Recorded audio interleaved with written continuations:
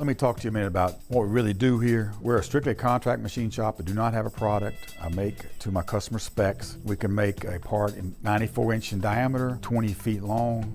We can drill a 10-foot deep hole. We can make the little screw that goes in your glasses, all the way up to what we call a giant column that goes in an injection mold machine. Most of our machines are 5-axis. We have some as many as 22-axis. We have a screw machine that's got a lot of live tools and a lot of different spindles, and it's 22-axis machine tool. Been cutting 5-axis since 1980. It was the first time I had a 5-axis machine tool, so we're getting pretty good at it by now.